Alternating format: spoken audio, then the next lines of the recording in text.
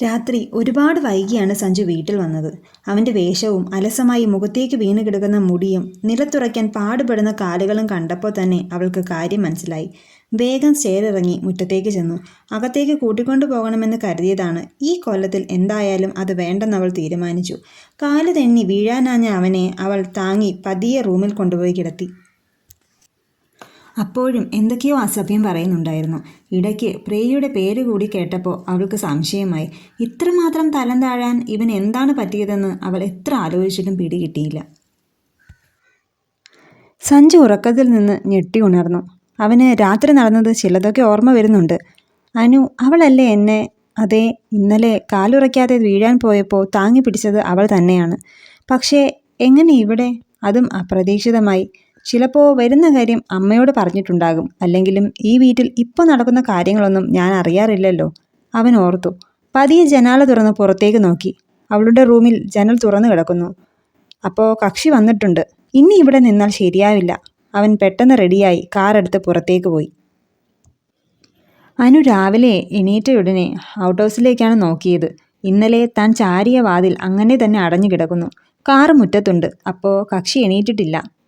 അവൾ വേഗം ഫ്രഷായി നേരെ അടുക്കളയിലേക്ക് പോയി. അമ്മായിയും അമ്മയും നല്ല തിരക്കിലാണ്. എന്തൊക്കെയോ ഉണ്ടാക്കുന്നുണ്ട്. എന്താണ് മാഡംസ്? നല്ല സ്മെല്ലാണല്ലോ. സ്പെഷ്യലാണെന്ന് തോന്നുന്നു, അവൾ ചോദിച്ചു. അതെല്ലോ, നല്ല പാലപ്പവും നിനക്കിഷ്ടപ്പെട്ട ബീഫ് സ്റ്റൂവും ഉണ്ട്, രാധു പറഞ്ഞു. എനിക്കാണോ അപ്പേ? അവൾ കൊതിയോടെ ചോദിച്ചു. പിന്നല്ലാതെ ഇവിടെ ഇപ്പോൾ ആരാ ഇതൊക്കെ കഴിക്കാൻ? അത് പറയുമ്പോൾ അമ്മയുടെ ശബ്ദം ഇടറുന്നത് അവൾ ശ്രദ്ധിച്ചു. അവൾ ഒന്ന് ചിരിച്ചു. പിന്നെ 2 കപ്പിൽ കോഫി ഒഴിച്ചെടുത്തു. ഇതാർക്കാ മോളെ 2 കപ്പ്? രാധു ചോദിച്ചു. സഞ്ജുവിന്. ഞാൻ കൊണ്ടു കൊടുത്തിട്ട് വരാം, അവൾ പറഞ്ഞു. എൻ്റെ കുഞ്ഞേ, നിനക്ക് കിട്ടിയതൊന്നും പോരേ? അവനിപ്പോൾ രാവിലെ ഇതൊന്നുമല്ല പതിവ്. വല്ല പട്ടച്ചാരായവും കിട്ടുമോയെന്ന് നോക്ക്, രാധു ദേഷ്യത്തിൽ പറഞ്ഞ് അകത്തേക്ക് പോയി. അവൾ തിരിഞ്ഞ് അമ്മയെ നോക്കി ഒന്ന് ചിരിച്ച് ഔട്ട് ഹൗസിലേക്ക് നടന്നു. ഡോർ തുറന്നു കിടക്കുന്നുണ്ട്. കുടിയൻ എണീറ്റോ? അവൾ ആലോചിച്ചു. പതിയെ വാതിൽ തുറന്ന് അകത്തു കയറി. അവനായി അവിടെ മാറി പരതിയെങ്കിലും നിരാശയായിരുന്നു ഫലം. നേരെ വീട്ടിലേക്ക് പോയി.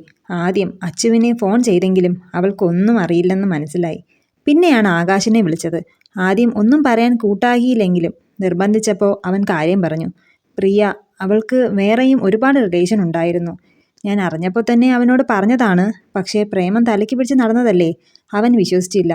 അല്ല, അവൾ അത്രയ്ക്ക് പെർഫെക്റ്റ് ആയിട്ടാണല്ലോ കൊണ്ടു നടന്നത്. പിന്നെ ഒരിക്കൽ അവൻ നേരിട്ട് കണ്ടു, ഒരുത്തൻ്റെ കൂടെ ബീച്ചിൽ ഒരുമിച്ച്, ആകാശ് പറഞ്ഞു നിർത്തി. പിന്നെ എല്ലാത്തിനോടും ദേഷ്യമായി. എന്നോട് പോലും മിണ്ടിയിട്ട് നാളുകളായി. പറയാനല്ലേ പറ്റൂ. നശിക്കാൻ തീരുമാനിച്ചാൽ പിന്നെ എന്ത് ചെയ്യാനാണ്? ഇപ്പോൾ എവിടെയെങ്കിലും ബോധമില്ലാതെ കണ്ടാൽ ഞാൻ വീട്ടിലാക്കും. ചിലപ്പോൾ എന്നെയും ചീത്ത പറയും.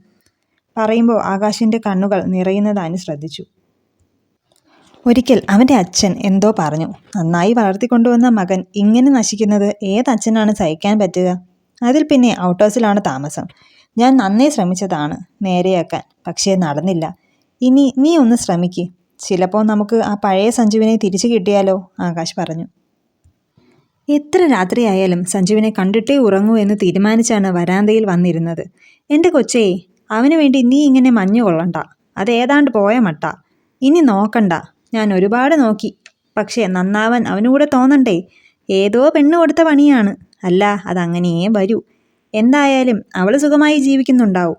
ഇവിടെ ഒരു പൊട്ടൻ കള്ളും കഞ്ചാവുമായി സ്വന്തം ജീവിതം കളയുന്നു, രാധു കരഞ്ഞുകൊണ്ട് പറഞ്ഞു. രാത്രി ഏറെ വൈകിയാണ് സഞ്ജു വന്നത്. ആടിക്കുഴഞ്ഞു വരുന്നവനെ അവൾ പകപ്പോടെയാണ് നോക്കിയത്. ഷർട്ടിലെല്ലാം ചെളിയായിട്ടുണ്ട്. ആരുമായോ തല്ലുണ്ടാക്കിയുള്ള വരവാണ്. തെന്നി വീഴാൻ പോയ അവനെ അവൾ അകത്ത് കയറാൻ സഹായിച്ചു. എടീ, തൊട്ടു പോകരുതെന്നെ. കണ്ടവന്മാരുടെ കൂടെ കറങ്ങി നടക്കുന്നവളെയൊന്നും ഈ സഞ്ജുവിന് വേണ്ടടി. കടന്നു പോടി എൻ്റെ മുന്നീന്ന്. അതും പറഞ്ഞ് അവൻ അവളെ പിടിച്ചു തള്ളി. അവൾ തെറിച്ച് ഭിത്തിയിൽ തട്ടി നിന്നു. സഞ്ജു, നിനക്കെന്താ ഭ്രാന്തായോ? അവൾക്ക് ദേഷ്യവും സങ്കടവും വന്നു. അവളുടെ സ്വരം ഉയർന്നപ്പോഴാണ് അത് അനു ആണെന്നുള്ള ബോധം സഞ്ജുവിന് വന്നത്. മോളെ അനു, ആ പ്രിയ, അവൾ എന്നെ ചതിച്ചടി. അവൾക്ക് വെറുമൊരു നേരം പോക്കായിരുന്നു ഞാൻ. അവളും ഇടിക്കുക, ഞാൻ വെറും മണ്ടൻ. കരഞ്ഞുകൊണ്ട് അവൻ അവളുടെ തോളിലേക്ക് ചാഞ്ഞു. ബോധമില്ലാതെ തൻ്റെ തോളിൽ ചാഞ്ഞു കിടക്കുന്ന അവനെ അനു ഒരുവിധം കട്ടിലിൽ കിടത്തി ചെരുപ്പ് ഊരി മാറ്റി ഒരു ബെഡ്ഷീറ്റ് എടുത്ത് അവനെ പുതപ്പിച്ചു. പിന്നെ പതിയെ തലയിൽ ഒന്ന് തലോടി. വാതിലടച്ച് അവൾ വീട്ടിലേക്ക് കയറി.